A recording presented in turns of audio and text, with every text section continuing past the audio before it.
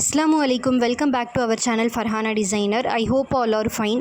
இந்த வீடியோவில் பிகினர்ஸ்க்கு மோஸ்ட் யூஸ்ஃபுல்லாக இருக்க மாதிரியான ஒரு கண்டென்ட்டாக இந்த வீடியோவில் நான் ஷேர் பண்ணியிருக்கேன். ஃபேப்ரிக்கை டேமேஜ் ஆகாமல் எப்படி ஃப்ரேமில் டைட்டாக ஃபிக்ஸ் பண்ணணும் அண்ட் என்னென்ன மிஸ்டேக்ஸ் எல்லாம் பண்ணக்கூடாது அப்படின்றத பற்றி இந்த வீடியோவில் நான் ஷேர் பண்ணியிருக்கேன். ஸோ சேனலில் நீங்கள் இப்போ தான் ஃபர்ஸ்ட் டைம் பார்க்குறீங்கன்னா சப்ஸ்கிரைப் பண்ணி வச்சுட்டு பக்கத்தில் உள்ள பெல் ஐக்கானையும் கிளிக் பண்ணிக்கோங்க. கண்டிப்பாக என்னோடய கண்டென்ட்ஸ் எல்லாமே பிகினர்ஸ்க்கு யூஸ்ஃபுல்லாக இருக்கும். ஆல்சோ நிறைய லாங் வீடியோஸில் நான் ப்ளவுஸ் டிசைனுக்கு எவ்வளோ ரேட் ஃபிக்ஸ் பண்ணியிருக்கேன்றதையுமே ஷேர் பண்ணியிருக்கேன். ஸோ மறக்காமல் லாங் வீடியோவை நீங்கள் செக் அவுட் பண்ணி பாருங்கள். அண்ட் இப்போ வாங்க நம்ம வீடியோக்குள்ளே போகலாம். இந்த வீடியோவில் நான் ஃபிக்ஸ் பண்ணி காட்ட போகிற ஃபேப்ரிக் பார்த்திங்கன்னா சாரியில் வர ரன்னிங் ப்ளவுஸ் ஃபேப்ரிக் தான். ஆக்சுவலாக ரன்னிங் ப்ளவுஸ் பீஸ் யூஸ் பண்ணாலே நம்ம ஸ்லீவுக்கு வந்து பார்டர் தான் யூஸ் பண்ணுவோம்.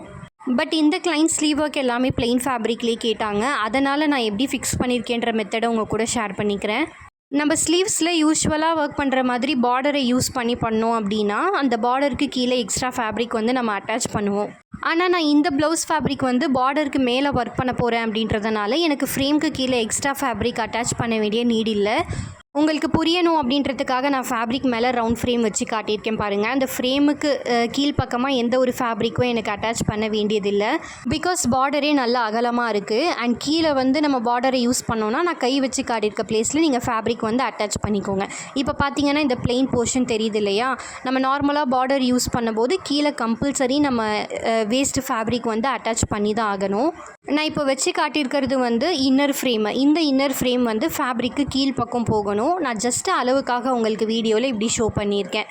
ஃபேப்ரிக்கை ஃப்ரேமில் ஃபிக்ஸ் பண்ணுறதுக்கு முன்னாடி நம்ம ஃபேப்ரிக் செக் கம்பல்சரி பண்ணியே ஆகணும்.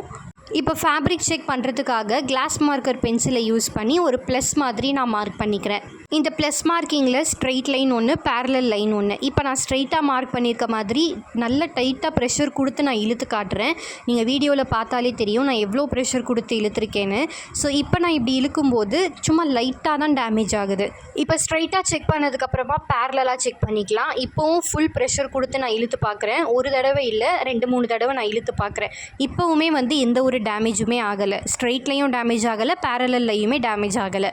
இப்போ நான் ஃபேப்ரிக்கை வந்து செக் பண்ணிவிட்டேன். இதை பற்றி நான் வீடியோவில் போக போக உங்களுக்கு ஷேர் பண்ணுறேன். இப்போ ஃப்ரேமில் ஃபிக்ஸ் பண்ணுறதுக்காக இன்னர் ஃப்ரேமை கீழே வச்சுட்டு அதுக்கு மேலே நான் மார்க் பண்ணியிருக்க ஃபேப்ரிக்கை ப்ளேஸ் பண்ணியிருக்கேன். அண்ட் இதுக்கு மேலே அவுட்டர் ஃப்ரேமை ஃபிக்ஸ் பண்ணிக்கலாம். அவுட்டர் ஃப்ரேமில் வர ஸ்க்ரூ நட் பார்த்திங்கன்னா ஃபுல்லாக லூஸாகவும் இருக்கக்கூடாது, ஓவர் டைட்டாகவும் இருக்கக்கூடாது, மீடியமாக பார்த்து வச்சுக்கோங்க. அதாவது ஃபிக்ஸ் பண்ணும்போது கரெக்டாக ஓவர் டைட்டனாக இல்லாமல் லைட்டாக ஃபிக்ஸ் ஆகணும். அந்த மாதிரி நீங்கள் பார்த்துக்கோங்க. இந்த வீடியோவில் ஆக்சுவலாக எந்த ஒரு ஸ்பீட் மோஷனும் நான் வச்சு எடிட் பண்ணலை. அப்படியே நான் எந்த ஒரு சேஞ்சஸும் பண்ணாமல் அப்லோட் பண்ணியிருக்கேன். ஸோ நான் ஃபிக்ஸ் பண்ணும்போது அந்த டைட்டன் எவ்வளோ இருக்குன்றதும் உங்களுக்கு தெரியும். அண்ட் இப்போ அந்த ஃபேப்ரிக் எவ்வளோ லூஸாக இருக்குது அப்படின்றதுமே உங்களுக்கு பார்க்கும்போது தெரியும். இந்த ஃபேப்ரிக் ஃபிக்ஸ் பண்ணுற இந்த டைமில் தான் நீங்கள் இம்பார்ட்டண்ட்டான விஷயம்னு நோட் பண்ணணும். நம்ம ஃபேப்ரிக் செக் பண்ணும்போது ஸ்ட்ரெயிட் லைனில் டேமேஜ் ஆகியிருக்கா, பேரலில் டேமேஜ் ஆகியிருக்கா அப்படின்றத கம்பல்சரி செக் பண்ணணும்னு சொல்லியிருந்தேன். இந்த ஃபேப்ரிக்கில் நான் செக் பண்ணும்போது ஸ்ட்ரெயிட்லையும் சரி பேரலல்லையுமே சரி ரெண்டுத்துலேயுமே டேமேஜ் ஆகலை. அதனால் நான் ப்ளஸ் ஷேப்பில் எப்படி நான் மார்க்கிங் பண்ணேனோ அந்த ப்ளஸ் ஷேப்க்கு ஏற்ற மாதிரி நான் ஃபேப்ரிக்கையுமே வந்து சைடில் ரைட் சைடில் கொஞ்சமாக இழுத்து ப்ரெஷர் கொடுத்து இழுக்கிறேன். அண்ட் லெஃப்ட் சைட்லேயும் ப்ரெஷர் கொடுத்து இழுக்கிறேன். இப்போ மேல் பக்கமாக கீழ்ப்பக்கமாக அந்த மாதிரி கொஞ்சம் கொஞ்சமாக நம்ம இழுத்து டைட் பண்ணிக்கணும். ஃபேப்ரிக் ஒரு அளவுக்கு செட் ஆன மாதிரி தெரிஞ்சிச்சுன்னா இந்த ஸ்க்ரூ நட்டை நான் வந்து டைட் பண்ணிக்கிறேன். ஆல்சோ ஓவராக நான் டைட் பண்ணாமல் லைட்டாக டைட் பண்ணிவிட்டு திரும்பவும் ஃபேப்ரிக் வந்து சுருக்கமாக இருக்க இடத்துல நான் இழுத்துக்கிறேன். ஆக்சுவலாக எல்லா ஃபேப்ரிக்லையுமே பார்த்திங்கன்னா ஸ்ட்ரெயிட் லைன்லையும் சரி பேரலல் லைன்லையும் சரி டேமேஜ் ஆகுமான்னு கேட்டிங்கன்னா கம்பல்சரி டேமேஜ் ஆகும்.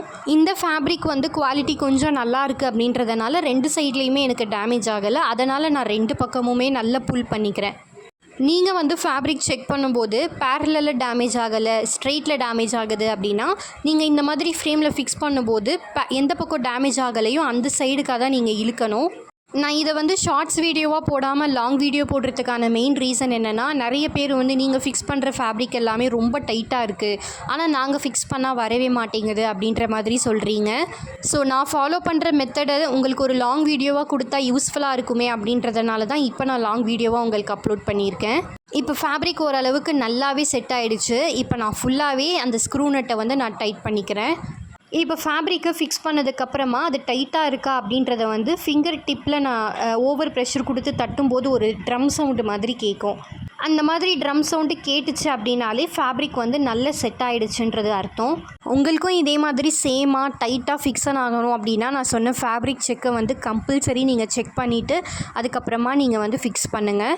இந்த வீடியோவில் நான் ஷோ பண்ணியிருக்க மார்க்கிங் பார்த்திங்கன்னா ஸ்லீவ் மார்க்கிங்கை தான் நான் ஃபிக்ஸ் பண்ணி உங்களுக்கு காட்டியிருக்கேன்.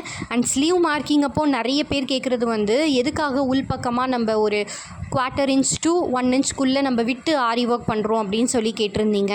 நம்ம பண்ணுற ஸ்லீவ் ஒர்க் வந்து கரெக்டான ஃபிட்டிங் அளவில் நீங்கள் எந்த ஸ்பேஸும் விடாமல் ஆரி ஒர்க் பண்ணிட்டீங்கன்னா மேபி கிளைண்ட்டு வியர் பண்ணும்போது அவங்களுக்கு லூஸாக இருக்குது ஆல்ட்ரேஷன் பண்ணணும் அப்படின்றப்போ அவங்க ஸ்டிச் பண்ணும்போது நம்ம ஃபுல் ஆரி ஒர்க் பண்ணால் அந்த பீட்ஸில் ஸ்டிச் பண்ணிவிடுவாங்க. டைட் பிடிக்கும் போது அந்த பீட்ஸ் எல்லாமே நீடிலில் பட்டு உடஞ்சிரும். ஆல்சோ எப்போவுமே சரி நீங்கள் 1/2 இன்ச் to 3/4 இன்ச் வரைக்கும் உள்பக்கமாக மார்க்கிங் கம்பல்சரி பண்ணிவிட்டு ஆரி ஒர்க் பண்ணுங்கள்.